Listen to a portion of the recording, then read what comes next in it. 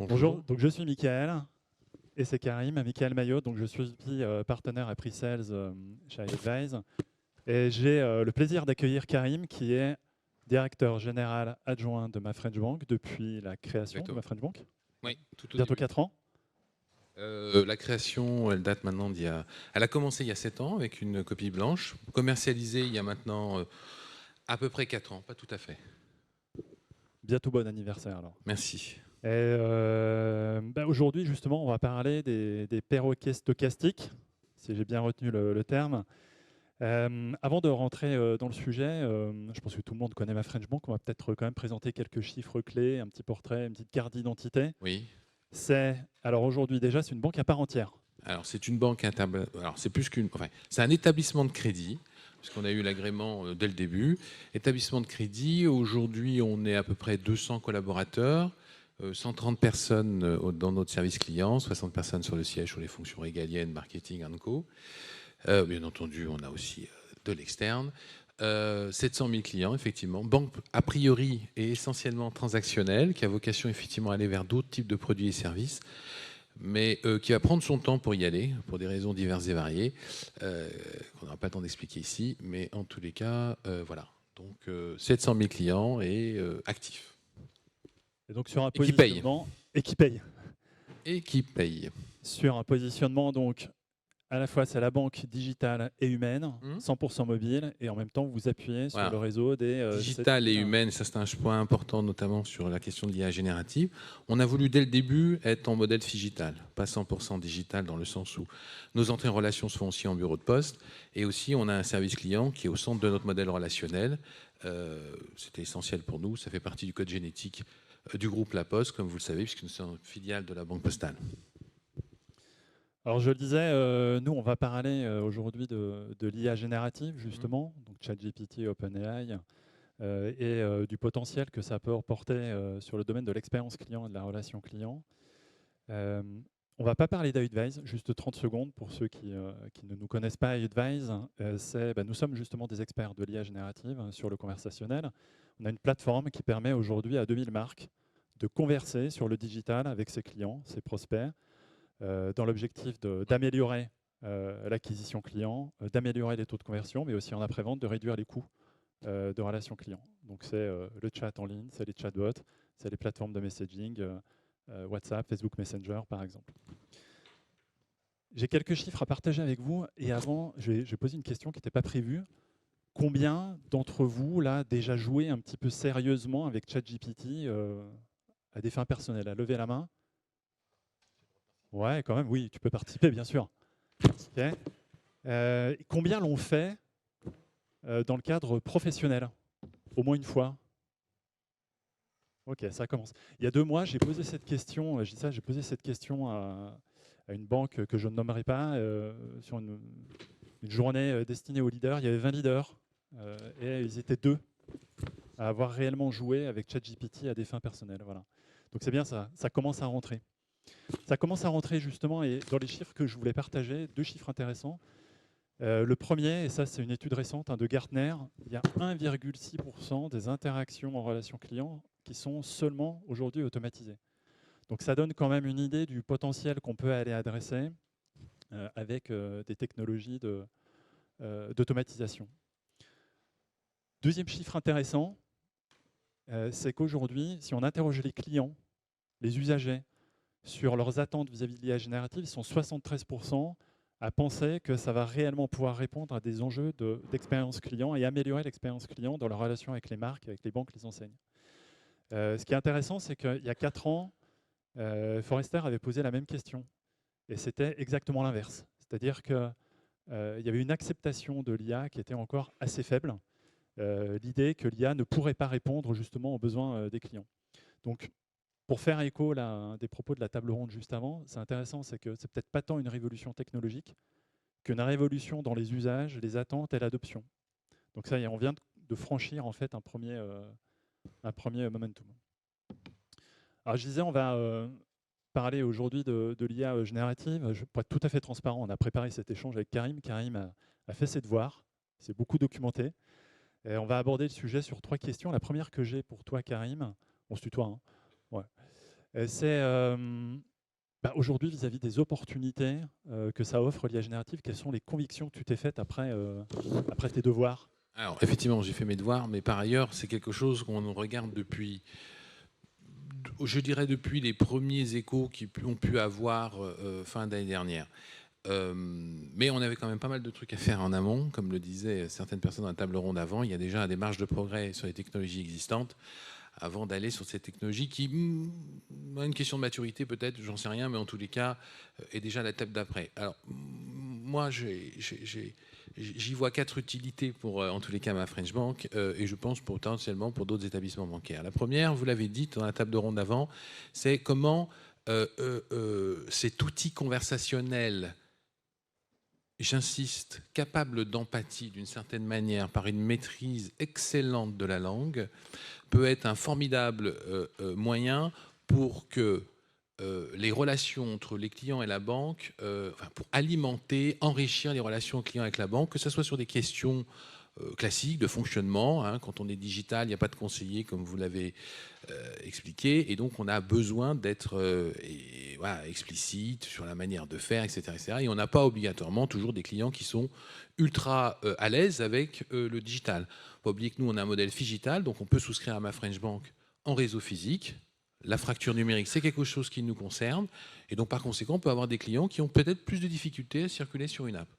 Il y a bien un moment, ces clients-là, il faudra les traiter. Et en tant que banque, voilà, avec une mission un peu de service, c'était absolument nécessaire. Donc, ce mode de fonctionnement, d'interaction, est beaucoup plus puissant, j'ai presque envie de dire, et moins neutre que le chatbot. Et donc ça, c'est quelque chose que j'y vois d'intéressant. Deuxième sujet intéressant, et j'aurais dû d'ailleurs commencer par ça, c'est sur les prospects. Moi, effectivement, je m'amuse beaucoup avec ChatGPT. J'ai un peu de temps ces derniers temps. Et je regarde notamment tout ce qu'il peut dire sur les banques. Je donne mes besoins. Je dis, voilà, je cherche une banque, etc. Alors, il y a des bêtises, c'est clair. Mais je pense que ça va être un moment, un outil. Au lieu d'aller voir des comparateurs, au lieu d'aller faire de la recommandation dans les réseaux sociaux & co, ça peut être un outil qui permet in fine, d'orienter une flux de prospection. Ça veut dire que sur nos équipes marketing et surtout le modèle d'acquisition, il va falloir quand même se poser des questions de la manière dont effectivement on intègre ce type de technologie dans nos stratégies. Vu du conseiller, c'est important aussi puisque ça permet, pour nous en tous les cas, d'avoir un gain de temps. Ça permettra d'avoir un gain de temps relativement important. Déjà, premièrement, dans les centres de contact, vous savez tous, il y a des turnovers importants. Et ces turnovers importants font que il faut reformer, rééduquer, etc. Et ça, c'est un bon moyen d'assister effectivement ces personnes-là au moment des prises de parole, enfin, des prises d'appel qu'ils peuvent avoir. C'est aussi un bon moyen d'analyser toutes les conversations et d'identifier dans les conversations qu'elles passent par des callbots, parce que nous, on a 100% de nos appels qui passent par un callbot. Hein, et après, ils sont orientés vers des équipes opérationnelles lorsque le callbot ne peut pas être amené à faire les traitements. Mais globalement, on a des intonations de voix, on analyse les discussions. Vous voyez bien qu'avec ce type d'IA, on peut aller très très vite là-dessus, identifier les situations de churn et éviter qu'il y ait un churn. Puisque moi, je suis un modèle de flux et acquérir un client, ça coûte de l'argent. Donc, j'ai intérêt à le garder le plus longtemps possible chez moi. Et donc ça, c'est un bon moyen de le faire aussi. Ça, c'est très important pour nous, au niveau du conseiller, d'avoir ces éléments-là. Et au niveau de l'entreprise, on l'a utilisé. Pour tout vous dire, on l'a utilisé dans des conférences téléphoniques, on l'a utilisé dans des réunions, il m'a généré des comptes rendus, il m'a généré des synthèses, il m'a généré, alors c'était un peu moyen ça, des présentations PowerPoint, il m'a fait gagner du temps et je suis très content d'avoir gagné du temps là-dessus, puisque pour moi, ce sont des activités à faible ou non valeur ajoutée. Et moi, ça me permet d'aller plus vite, ça permet à mes équipes d'aller plus vite. C'est sûr que moi, je ne suis pas vieux, je n'ai pas de legacy. Enfin, en termes de banque. Hein. J'ai pas de legacy, donc j'ai pas de passif. Donc au final, je me construis avec les technologies qui sont arrivées. Je me suis construit avec le big data sur la data. Je me suis construit avec les callbots et les bots sur la relation, les chatbots sur la relation clientèle. Je me suis construit avec des core banking systems allégés temps réel. Je me suis construit avec tout ça. Donc j'ai pas le même sujet qu'une banque traditionnelle qui a déjà une complexité bien plus importante que la mienne, donc humilité quand même, et puis qui a quand même une forme de legacy, si je puis ainsi m'exprimer. Du coup, oui, tu vois les... C'était un peu long. Non, tout va bien. Tu vois les opportunités et puis la facilité que tu as à pouvoir les mettre en œuvre parce que justement, tu n'as pas ce legacy avec des résultats probants même sur tes comptes rendus, si j'ai bien compris. C'était excellent.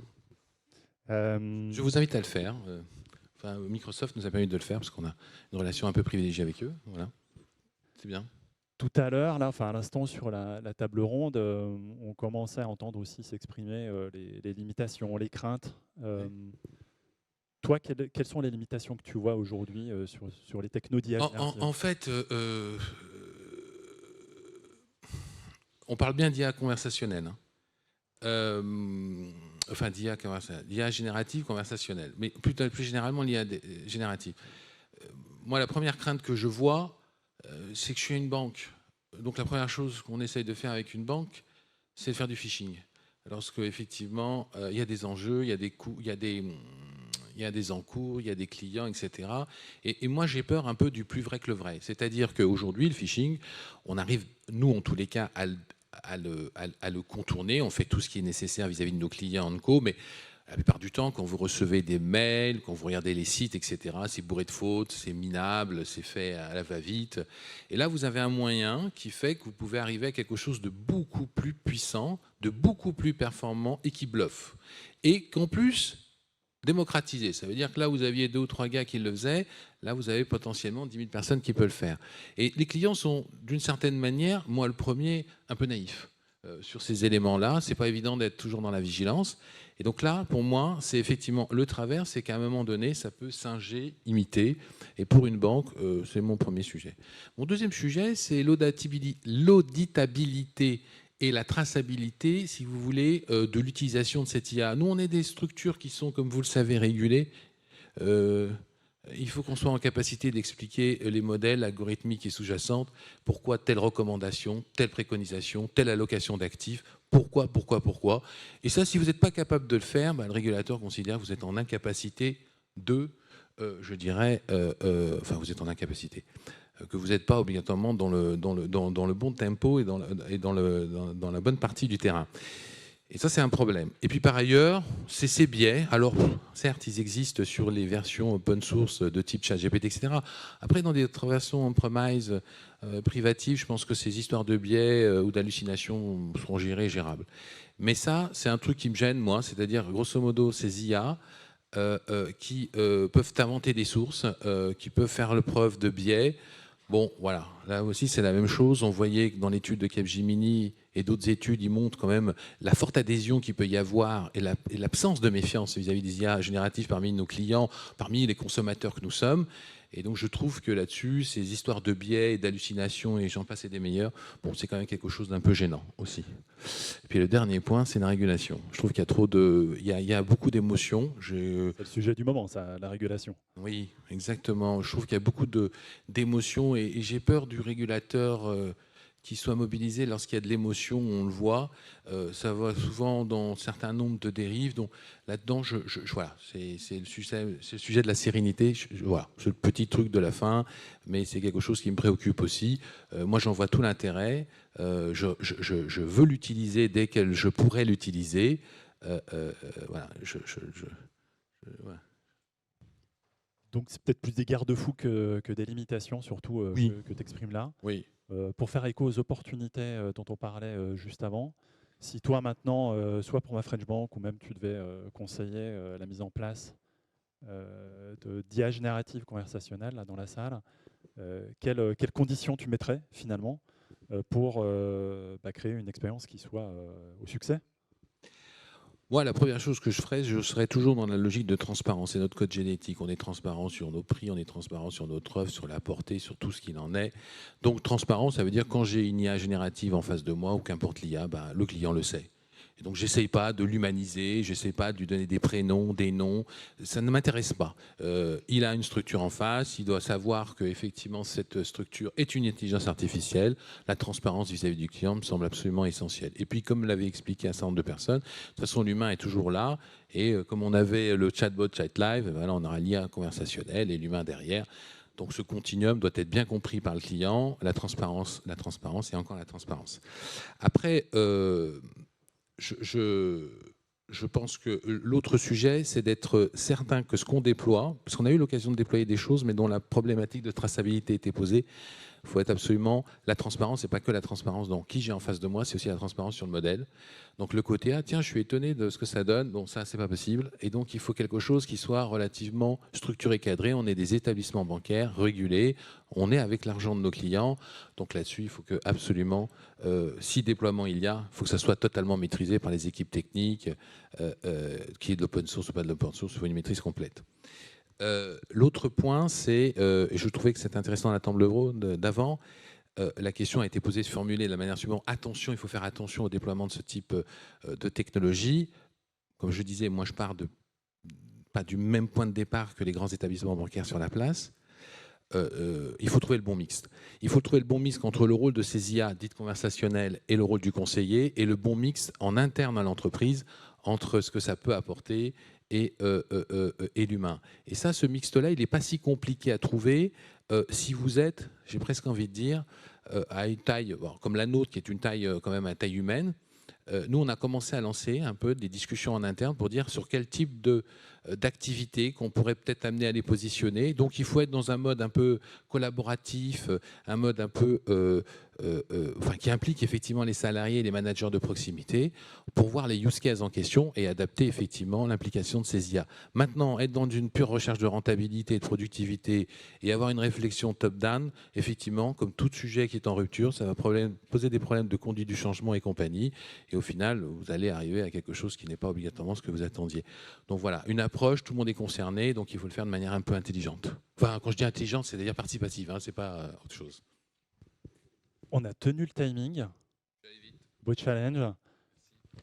Merci beaucoup. Je vous invite à poursuivre la conversation justement juste après, là, sur le temps de pause. Vous pouvez flasher, voilà, tout le monde sait servir de QR code aussi, merci à la pandémie.